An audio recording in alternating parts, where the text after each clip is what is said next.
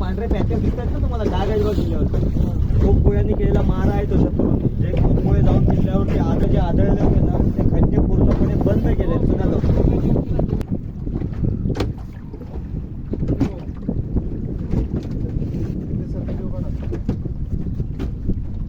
17.5 एकरचा किल्ला केला. हे जे तटबंदी बघताय ना बाहेरची आपल्या महाराजांच्या देखरेखीखाली झालेली आहे संपूर्ण. आज डॉल्फिन तुम्हाला दिवसभर दिसत आहे सकाळपासून, आता कदाचित ते सकाळच्याच फक्त दिसतात आणि लास्ट एकदम समोर क्लिअर येते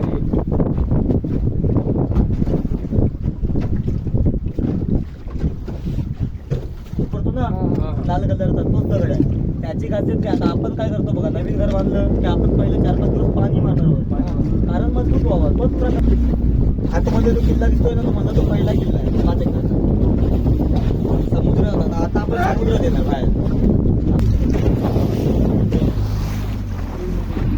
हा आपला बीच आहे तो बघा, तो पहिला किल्ला आतमध्ये दिसतोय बघा, जुना किल्ला आहे.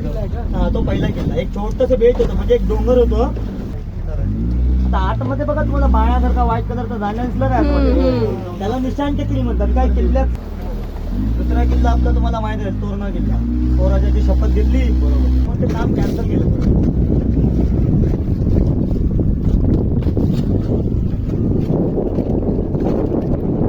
तेच पाणी वाऱ्याच्या प्रभावाने किल्ल्याच्या आतमध्ये जातं.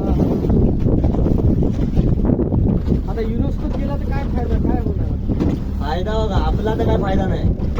लोक सांगतात गाववाल्याचा फायदा होतो जबरदस्ती करून. आता इकडे बघा आतमध्ये तुम्ही जाणार साफसफाई करणार.